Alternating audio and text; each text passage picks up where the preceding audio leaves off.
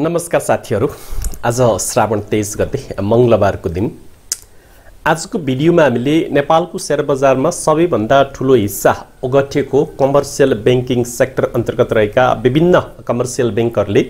आर्थिक वर्ष 79-80 को फोर्थ क्वार्टरको रिपोर्ट पस्किसकेका छन् र फोर्थ क्वार्टरको रिपोर्टलाई अध्ययन गरेर यो गएको वर्षको नाफाबाट हामी लगानीकर्तालाई कति प्रतिशतसम्म डिभिडेन्ड दिन सक्छन् भन्ने कुरा एउटा आकलन गर्न सक्ने अवस्था रहन्छ। आजको भिडियोमा हामीले कमर्सियल बैंकहरुको फोर्थ क्वार्टरको रिपोर्टलाई अध्ययन गर्दाखेरि उत्कृष्ट कमर्सियल बैंकहरु कुन पर्न सके र कुन इन्डिकेटरमा सबल र अब्बल देखिएर कुन कमर्सियल बैंकहरुबाट हामीले धेरै डिभिडेन्ड को आशा गर्न सक्छौं, हाईएस्ट डिभिडेन्ड क्यापेसिटी भएका बैंकहरु कुन परे भन्ने बारेमा चर्चा परिचर्चा गर्नुको साथसाथै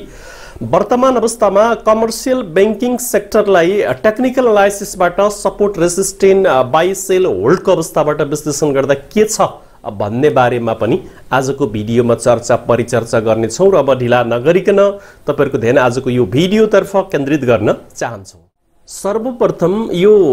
मेरो लगानीको फेयर एन्ड ग्रिड मिटरबाट कमर्सियल बैंकिङ सेक्टरको सेन्टिमेन्टको अवस्था के छ भनेर तपाईहरुलाई जानकारी गराउने सन्दर्भमा अहिले यो सुई 38.16 मा अर्थात फियरमा रहेछ। लगानीकर्ताहरु यो सेक्टरमा फियरमा छन् भन्ने कुरा यो सुईले देखाइराखेको छ भने अब हामीले टप 5 कमर्सियल बैंकहरुको अवस्था के छ, कुन इन्डिकेटरमा कुन कमर्सियल बैंकहरु अब्बल र सबल देखिएर कुन इन्डिकेटरमा कुन कमर्सियल बैंकहरु कमजोर देखिए भन्ने बारेमा जानकारी गराउन गइराखेका छौं। सर्वप्रथम प्राइसको आधारमा अहिलेको मार्केट प्राइसमा सबभन्दा महँगो कमर्सियल बैंकमा एनआईसी एसिया 775 रहेछ, नबिलको 610 रहेछ, एभरेस्ट बैंकको 604.9 रहेछ, स्ट्यान्डर्ड चार्टरको 555.1 रहेछ भने एसबीआई को 326 यसको मूल्य रहेछ। यसरी सबैभन्दा बढी मूल्य भएका कमर्सियल बैंकमा एनआईसी एसिया 1 नम्बरमा पर्दै गर्दा 5औं नम्बरमा एसबीआई रहेछ भने सबभन्दा कम मूल्य भएका कमर्सियल बैंकमा कुमारी बैंक लिमिटेड जसको 163 प्राइस छ, पर्बो 167.3 मा छ, एनआईएमबी 176 मा छ, सिटिजन बैंक इन्टरनेशनल लिमिटेड 188 मा छ भने प्राइम कमर्सियल बैंक 189.9 मा छ। सबभन्दा सस्तो टमाटरको भाउहरु बजारमा महँगो छ तर ई कमर्सियल बैंकहरुको शेयर भ्यालु यति धेरै सस्तो छ भन्ने कुरा मैले यहाँबाट तपाईहरुलाई जानकारी गराउन चाहे भने सबभन्दा बढी पेड अप क्यापिटल चुक्ता पुँजी भएको कमर्सियल बैंकमा ग्लोबल आईएमई बैंक लिमिटेड रहेछ जसको 35 अरब 77 करोड 10 लाख 60 हजार चुक्ता पुँजी हुँदा एनआईएमबी को 34 अरब 12 करोड 85 लाख 95 हजार रहेछ, नबिल को 27 अरब 5 करोड 69 लाख 97 हजार रहेछ, केबीएल को 26 अरब 22 करोड 58 लाख 61 हजार भन्दा बढी रहँदा पर्बो को चाहिँ 23 अरब 54 करोड 24 लाख 90 हजार रहेछ। सबैभन्दा हाईएस्ट चुक्ता पुँजी भएको कमर्सियल बैंकमा ग्लोबल आईएमई बैंक पर्यो भने 5औं नम्बरमा पर्बो रहेछ। अब सबभन्दा कम चुक्ता पुँजी भएकोमा स्ट्यान्डर्ड चार्टर बैंक रहेछ जसको बजारमा सप्लाई अरु बैंकको तुलनामा एकदमै कम छ भन्ने देखिन्छ। 9 अरब 42 करोड 94 लाख 54 हजार मात्रै यसको चुक्ता पुँजी रहेछ। एसबीआई को 10 अरब भन्दा बढी रहेछ, माछापुर्चीको पनि 10 अरब भन्दा बढी रहेछ, एभरेस्ट को 10 अरब भन्दा बढी रहेछ, एनआईसी एसिया को 11 अरब 56 करोड 4 लाख भन्दा बढी रहेछ भन्ने कुरा यो चुक्ता पुँजीको आधारमा सबभन्दा कम चुक्ता पुँजी भएका कम्पनीहरु तपाईले देखिहाल्नु भयो भने अब रिजर्भको आधारमा सबभन्दा बढी रिजर्भ जम्मा गरेर आफूलाई स्ट्रङ कम्पनीको रूपमा उभ्याउन सफल नबिल बैंक देखियो जसको रिजर्भ 31 अरब 3 करोड 18 लाख 21 हजार रहेछ। यसको चुक्ता पुँजी भन्दा रिजर्भ बढी रहेछ, एकदमै आक्रामक रूपमा यसले आफूलाई अगाडि बढाउँदै गरेको अवस्था देखिन्छ भने एनआईएमबी बैंक को पनि 24 अरब 5 करोड 28 लाख 84 हजार रहेछ, रिजर्भमा दोस्रोमा एनआईएमबी बैंक पर्यो भने ग्लोबल आईएमई बैंक को 22 अरब 91 करोड 16 लाख 97 हजार रिजर्भ रहेछ। नेपाल बैंक लिमिटेड को चाहिँ 21 अरब 88 करोड 48 लाख 48 हजार भन्दा बढी छ भने एनआईसी एसिया को पनि आक्रामक रूपमा रिजर्भ वृद्धि गर्दै 18 अरब 8 करोड 72 लाख 72 हजार भन्दा बढी पुर्याउन सफल भयो, जबकि यसको चुक्ता पुँजी जम्मा 11 अरब छ। चुक्ता पुँजी भन्दा धेरै यसले रिजर्भ बनाएर बस्न सफल भएको छ। यसरी रिजर्भमा सबभन्दा स्ट्रङ कम्पनी चाहिँ नबिल देखियो भने 5औं नम्बरमा एनआईसी एसिया पर्न सफल भएको रहेछ भन्ने कुरा मैले यहाँबाट जानकारी गराउन चाहे भने सबभन्दा कम रिजर्भ भएकोमा माछापुर्छे बैंक जसको 6 अरब भन्दा बढी छ, सानीमा 691 रहेछ, सिटिजन 711 भन्दा बढी रहेछ, एसबीआई 841 भन्दा बढी रहेछ भने पीसीबीएल 9 भन्दा बढी रहेछ। त्यसैगरी यो फोर्थ क्वार्टरमा सबभन्दा बढी नेट इन्ट्रेस्ट इन्कम गर्न सफल जो कोर बिजनेसबाट गरेको इन्कम हो त्यो इन्कममा चाहिँ नबिल रहेछ, जसले 17 अरब 98 करोड 32 लाख 10 हजार चाहिँ यसले नेट इन्ट्रेस्ट इन्कम गर्न सफल भएको रहेछ भने ग्लोबल आईएमई बैंकले 17 अरब 11 करोड 82 लाख 75 हजार रहेछ, एनआईसी एसियाले 12 अरब 37 करोड 11 लाख 64 हजार रहेछ भने एनआईएमबीले 12 अरब 27 करोड 58 लाख 58 हजार रहेछ, केबीएल को 11 अरब 1 करोड 13 लाख 96 हजार नेट इन्ट्रेस्ट इन्कम रहँदाखेरि टप 5 भित्र नबिल 1 नम्बरमा पर्यो भने केबीएल 5औं नम्बरमा। अब टप लुजर भित्र माछापुर्छे बैंकको 5 अरब भन्दा बढी रहेछ, एसबीआई को 576, त्यसैगरी सिटिजनको 585, स्ट्यान्डर्ड चार्टरको 595 भने सानिमाको 648 रहेछ नेट इन्ट्रेस्ट इन्कम भने। अब हामीले हेर्नुपर्ने महत्त्वपूर्ण इन्डिकेटर भनेको नेट प्रॉफिट हो, जुन नेट प्रॉफिटमा पनि नबिल नै अगाडि देखियो, जसले 7 अरब 52 करोड 71 लाख 49 हजार नेट प्रॉफिट आर्जन गरेर सबैभन्दा बढी नेट प्रॉफिट आर्जन गर्ने बैंकमा नबिल बैंक पर्न सफल भएको रहेछ भने ग्लोबल आईएमई बैंकले 7 अरब 25 करोड 34 लाख 54 हजार नेट प्रॉफिट गरेको रहेछ, एनआईसी एसियाले 4 अरब 65 करोड 13 लाख 38 हजार भन्दा बढी नेट प्रॉफिट गरेको रहेछ, एनआईएमबी को 4 अरब 29 करोड 66 लाख 23 हजार भन्दा बढी नेट प्रॉफिट रहेछ भने स्ट्यान्डर्ड चार्टर बैंकले पनि 3 अरब 52 करोड 54 लाख 15 हजार यसले नेट प्रॉफिट आर्जन गर्न सफल भएको रहेछ। नेट प्रॉफिटमा सबैभन्दा बढी नेट प्रॉफिट गरेर आफूलाई 1 नम्बर कम्पनीको रूपमा ब्याउन सफलमा पनि नबिलै परेको छ भने 5औं टप 5 भित्र स्ट्यान्डर्ड चार्टर परेको रहेछ भने टप लुजरमा माछापुर्छे बैंकले चाहिँ 1 अरब 85 करोड भन्दा बढी नेट प्रॉफिट गर्दा केबीएल 195, सिटिजनले 221, त्यसैगरी एसबीआईले 224, त्यसैगरी पीसीबीएलले 226 गरेको रहेछ। नेट प्रॉफिट कम गर्नेमा सबभन्दा कमजोरमा माछापुर्छे देखियो भने 5औं कमजोरमा प्राइम कमर्सियल बैंक देखियो। अब हामी लगानीकर्ताले हेर्नुपर्ने अर्को एउटा महत्त्वपूर्ण इन्डिकेटर भनेको अर्निङ पर शेयर हो। अर्निङ पर शेयर 20 भन्दा माथि भएको ज्यादै राम्रो हुन्छ भनेर हामीले थ्योरीमा पढ्ने गरेका छौं। यसमा एनआईसी एसियाले 40.22 सबभन्दा बढी अर्निङ पर शेयर आर्जन गर्नेमा एनआईसी एसिया बैंक रहेछ भने स्ट्यान्डर्ड चार्टर बैंकको 37.38 रहेछ, एभरेज बैंक लिमिटेडको 31.71 रहेछ, नबिलको 27.81 रहेछ भने नेपाल बैंक लिमिटेडको 23.21 रहेछ। टप 5 मा नम्बर 1 मा एनआईसी एसिया पर्दाखेरि 5 नम्बरमा नेपाल बैंक लिमिटेड परेको रहेछ भने टप लुजरमा केबीएल 7.46 मात्र, पीसीबीएल 11.66, प्रभु 12, एनआईएमबी 12.58 र हिमालयन बैंक लिमिटेड 15.08 आईपीएस सहित आफूलाई 5औं कमजोर नम्बर बैंकमा उभ्याउन सफल भएको रहेछ। त्यसैगरी हामीले हेर्नुपर्ने अर्को महत्त्वपूर्ण इन्डिकेटर भनेको सबभन्दा कम पी रेशियो भएको कम्पनी अन्डर भ्यालुको रूपमा हामीले लिने गरेका छौं। पी रेशियोमा सबभन्दा सस्तो बजारमा अन्डर भ्यालु भएको कम्पनी ग्लोबल आईएमई बैंक रहेछ 10.51, जबकि हामीले नियममा रुल्समा के पढ्छौं भन्दा 20 भन्दा तल पी रेशियो भएको कम्पनीमा लगानी गर्न जोखिम हुँदैन, जति थोरै भयो त्यति त्यो रिस्कको लागि एकदमै कम रिस्क हुन्छ भनेर हामीले पढ्ने गरेका छौं। Nepal bank limited 10.98, SBL 11.22, citizen bank 12.06, NMB 12.33 सबभन्दा कम पी रेशियो भएको बैंकमा ग्लोबल आईएमई बैंक 1 नम्बरमा पर्दा 5औं कम भएकोमा एनएमबी रहेछ भने सबभन्दा बढी पी रेशियो भएकोमा नबिल रहेछ 21.93, 20 भन्दा माथि लगभग रियल भ्यालुमा रहेछ।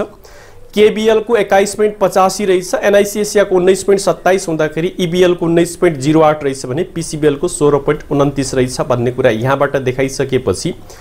प्राइस बुक भ्यालु रेशियोमा सबभन्दा कम प्राइस बुक भ्यालु रेशियो भएको Nepal bank limited 1.02, price book value ratio 3 below भएको बेस्ट मानिन्छ भनेर हामीले पढ्ने गरेका छौं। एनआईएमबी 1.03, केबीएल 1.16, पर्बु 1.17, एडीबीएल 1.21 छ भने एक नम्बरमा नेपाल बैंक लिमिटेड पर्दाखेरि पाँचौं नम्बरमा सरकारी स्वामित्वको अर्को एग्रिकल्चर डेभलपमेन्ट बैंक पर्यो प्राइस बुक भ्यालु रेशियोमा अन्डर भ्यालु भएको कम्पनी भने यता प्राइस बुक भ्यालु रेशियोबाट एनआईसीएससी 3.02 यो पनि 3 बिलो भएको बेस्ट भनिन्छ लगभग रियलमै छ यसबाट हेर्दाखेरि पनि नबिल 2.84 रहेछ स्ट्यान्डर्ड चार्टर 2.59 रहेछ एभरेज बैंक 2.54 हुँदाखेरि सानीमा 1.92 छ भन्ने कुरा मैले प्राइस बुक भ्यालु रेशियोबाट देखाउन चाहे भने अब हामी रिटर्न अन इक्विटीको आधारमा सबभन्दा बढी रिटर्न अन इक्विटी भएको कमर्सियल बैंकमा स्ट्यान्डर्ड चार्टर बैंक देखियो जसको रिटर्न अन इक्विटी 17.47 यो बैंकमा लगानी गर्दा लगानीकर्ताले 17.47% रिटर्न पाउन सक्ने सम्भावना देखियो जबकि हामीले नियममा पढ्दाखेरि 15 भन्दा माथि रिटर्न अन इक्विटी छ भने एकदमै बेस्ट मानिन्छ भनेर पढ्ने गरेका छौं एनआईसीएससी 15.69 रहेछ भने सानीमा 13.52 एभरेज बैंक 13.31 पर्यो भने नबिल चाहिँ 12.96 टप 5 रिटर्न इन इक्विटीमा स्ट्यान्डर्ड चार्टर 1 नम्बरमा पढ्दाखेरि पाँचौं नम्बरमा नबिल रहेछ भने सबभन्दा कमजोर रिटर्न इन इक्विटी भएकोमा कुमारी बैंक लिमिटेड रहेछ एनआईएमबी 5.31 यसको 7.38 पीसीबीएल को 7.96 पर्बुको 8.38 र हिमालयन बैंकको 9.11 सबभन्दा कमजोर रिटर्न इन इक्विटीमा कुमारी बैंक लिमिटेड पर्यो भने रिटर्न अन एसेटमा सबभन्दा बढी रिटर्न अन एसेट भएको राम्रो मानिन्छ स्ट्यान्डर्ड चार्टर बैंक 2.32 सहित आफूलाई 1 नम्बरमा अभ्याउन सफल हुँदा Nabil 1.55 Global IME 1.37 Everest Bank 1.35 एनआईसीएससी 1.27 रहेछ भने सबभन्दा कम आरओए भएका कम्पनीहरुमा त्यही केबीएलै रहेछ पर्बु रहेछ 0.51 0.8 एनआईएमबी एचबीएल माछापुर्छे बैंक पनि पर्यो इन्डिकेटरमा अब हामीले हेर्नुपर्ने अर्को एउटा महत्त्वपूर्ण इन्डिकेटर भनेको एनपीएल हो नन परफर्मिङ लोन यी कम्पनीहरुले लगानी गरेको पैसा उठाउन कतिको सफल भए कति यसको खराब कर्जाको रूपमा देखिराखेको छ भन्ने सन्दर्भमा नेपाल बैंक लिमिटेड को एनपीएल देखिएन 0 एनपीएल देखिरहेछ यसको त्यसैगरी एभरेज बैंक लिमिटेड को 0.79 सबभन्दा कम एनपीएल भएको चाहिँ यो वैदेशिक लगानीकर्ताको बैंक एभरेज बैंक देखियो भने एनआईसीएसिया 0.8 स्ट्यान्डर्ड चार्टर 1.17 र नबिल 1.23 यसरी सबभन्दा कम खराब कर्जा भएका बैंकहरुमा टप 5 भित्रमा 1 नम्बरमा एनबीएल को देखिरहेको छैन एभरेज बैंक पर्यो भने पाँचौं नम्बरमा नबिल बैंक पर्यो भने एनपीएल हाईएस्ट भएका बैंकहरुमा कुमारी बैंक लिमिटेड जसको 4.77 छ 5% भन्दा एबोभ एनपीएल भयो भने त्यो कम्पनीले बोनस दिन पाउँदैन र यो धेरै एनपीएल हुँदाखेरि नेट प्रॉफिटबाट एनपीएल को लागि प्रोभिजन गर्नुपर्ने बाध्यताको कारणले गर्दा यिनीहरुको डिस्ट्रिब्युटेबल नेट प्रॉफिट पनि एकदमै कम हुन्छ त्यसैगरी हिमालयन बैंक को 4.57 छ भने एनआईएमबी को 4.35 छ पीसीबीएल को 4.23 छ पर्बु को 4.16 छ एनपीएल हाईएस्ट भएका कम्पनीमा 1 नम्बरमा केबीएल पढ्दाखेरि पाँचौं मा पर्बु रहेछ भन्ने कुरा मैले यहाँबाट जानकारी गराउन चाहन्छु भने अर्को हामीले हेर्नुपर्ने महत्त्वपूर्ण एउटा इन्डिकेटर लगानीकर्ताले हेर्नुपर्ने बुक भ्यालु हो नेटवर्थ पर शेयर हो नेटवर्थ पर शेयरमा एनआईसीएससी सबभन्दा अब्बल र सबल देखियो 256.41 यसको बुक भ्यालु रहँदाखेरि नेपाल बैंक लिमिटेड को 248.94 रहेछ एभरेज बैंक को 238.33 रहेछ नबिल को 214.69 रहेछ भने एग्रिकल्चर डेभलपमेन्ट बैंक लिमिटेड को 214.03 देखियो यसरी सबभन्दा हाईएस्ट बुक भ्यालु भएको 256 एनआईसीएससी 1 नम्बरमा पर्यो भने एग्रिकल्चर डेभलपमेन्ट बैंक 214 सहित पाँचौं नम्बरमा पर्न सफल भयो सबभन्दा कम बुक भ्यालु भएकोमा केबीएलै पर्यो 140.47 पर्बु चाहिँ 143.25 पीसीबीएल 146.45 सिटिजन बैंक 150.08 र सानीमा 155.51 कम बुक भ्यालु भएका कम्पनीमा सबभन्दा कमजोर चाहिँ केबीएल देखिँदाखेरि सानीमा पाँचौं नम्बरमा पर्न सफल भएको रहेछ सबैभन्दा बढी डिस्ट्रिब्युटेबल प्रॉफिट भएको कम्पनीमा 1 नम्बरमा एभरेज बैंक लिमिटेड पर्न सफल भएको रहेछ जसको 4 अरब 33 करोड 32 लाख 5,000 यसले लगानीकर्तालाई बाँड्न मिल्ने रकम विनियोजन गरेर बसेको छ जसको डिस्ट्रिब्युटेबल ईपीएस 40.5 छ यो कम्पनीले लगानीकर्तालाई डिभिडेन्ड दिन चाह्यो भने 40% भन्दा बढी डिभिडेन्ड दिन सक्ने हैसियत बनाएर बसेको अवस्था देखिन्छ सबभन्दा लार्जेस्ट डिभिडेन्ड क्यापेसिटी भएको बैंकमा अहिलेको यो फोर्थ क्वार्टर सम्मलाई आधार मान्दा यो वर्षको नाफालाई सम्मलाई आधार मान्दाखेरि एभरेज बैंक लिमिटेड पर्यो भने दोस्रोमा नबिल दोस्रोमा हैन नबिल चाहिँ डिस्ट्रिब्युटेबल प्रफिटमा 3 अरब 96 करोड 10,79,000 सहित दोस्रो नम्बरमा पर्न सफल भएको रहेछ। डिस्ट्रिब्युटेबल प्रफिट धेरै बनाउने कम्पनीमा एनआईसी एसियाले 3 अरब 69 करोड 88,34,000 भन्दा बढी डिस्ट्रिब्युटेबल प्रफिट बनाएर बसेको छ भने ग्लोबल आईएमई बैंकले 2 अरब 95 करोड 59,56,000 रहेछ भने स्ट्यान्डर्ड चार्टर बैंकको 2 अरब 73 करोड 39,36,000 रहेछ। यसरी डिस्ट्रिब्युटेबल प्रफिटमा सबभन्दा हाईएस्ट डिस्ट्रिब्युटेबल प्रफिट भएको एभरेज बैंक पर्यो भने पाँचौं हाईएस्टमा स्ट्यान्डर्ड चार्टर बैंक पर्यो। सबभन्दा कमजोरमा केबीएल माइनसमा छ। यसले वितरण गर्ने नाफै राखेको छैन। यसले यसपालि बोनस दिन सक्ने हैसियत छैन भन्ने कुरा देखिन्छ। हिमालयन बैंकको पनि नेगेटिभ रहेछ। यसले पनि बोनस दिन सक्ने हैसियत देखिएन भने एनआईएमबी को जम्मा कति 15 करोड 83,38,000 रहेछ। पर्बुको 16 करोड 16,55,000, पीसीबीएल को 20 करोड 48,39,000 मात्रै वितरण योग्य नाफा देखिन्छ। सबभन्दा कमजोर कम्पनी केबीएल देखियो यो इन्डिकेटरमा भने। डिस्ट्रिब्युटेबल ईपीएस मा अघि नै मैले भने सबभन्दा बढी एभरेज बैंक लिमिटेड को डिभिडेन्ड क्यापेसिटी हाई छ यो वर्ष। दोस्रोमा एनआईसी एसिया 31.79। एनआईसी एसियाले यो वर्षको नाफाबाट मात्रै डिस्ट्रिब्युटेबल प्रफिटबाट मात्रै डिभिडेन्ड दियो भने पनि 31.79% लगभग 32% ले डिभिडेन्ड दिने क्यापेसिटी निर्माण गरे बसेको छ भने स्ट्यान्डर्ड चार्टर तेस्रोमा रहेछ। यसले पनि लगभग 29% डिभिडेन्ड दिन सक्ने हैसियत बनाएर बसेको छ। सानीमा चौथो नम्बरमा पर्न सफल भयो 17.73 लगभग 18% सानीमा बैंकले डिभिडेन्ड दिन सक्छ भने माछापुर्छे बैंक पाँचौं नम्बरमा पर्यो जसले चाहिँ 15.29 लगभग 16% डिभिडेन्ड दिन सक्ने क्यापेसिटी निर्माण गरेर बसेको अवस्था देखियो। यसरी सबभन्दा हाईएस्ट डिभिडेन्ड क्यापेसिटी भएको चाहिँ एभरेज बैंक पर्यो भने दोस्रोमा एनआईसी एसिया, तेस्रोमा स्ट्यान्डर्ड चार्टर बैंक, चौथोमा सानीमा र पाँचौंमा माछापुर्छे बैंक पर्यो भने सबभन्दा कम दिनै नसक्ने डिस्ट्रिब्युटेबल ईपीएस नेगेटिभ भएको बैंकमा हिमालयन बैंक अहिलेको रिटर्नेड अर्निङबाट मात्रै यसले डिभिडेन्ड दिन नसक्ने अवस्था देखिने किनभने यसको माइनस छ। विगतको रिजर्भबाट तानेर दिए मात्रै नभए केबीएल को पनि माइनस रहेछ। एनआईएमबी को जम्मा क्यापेसिटी 0.46 1% पनि यसको बोनस क्यापेसिटी देखिएन भने पर्बुको 0.69 यसको पनि बोनस क्यापेसिटी एकदमै कमजोर देखियो। पीसीबीएल को 1.06 देखिएको छ। यसरी हेर्दाखेरि सबभन्दा कमजोर डिभिडेन्ड दिन नसक्ने अवस्थामा पुगेका पाँचवटा बैंकहरुमा हिमालयन बैंक, केबीएल, एनआईएमबी, पर्बु र पीसीबीएल देखिए भन्ने कुराको जानकारी गराइसकेपछि अब म यो कम्पनीको डिभिडेन्ड यील्डबाट हेर्दाखेरि कुन कम्पनी सबभन्दा बेस्ट छ भनेर यो एक्सेल को चार्टबाट मैले तपाईलाई देखाउन गइराखेको छु।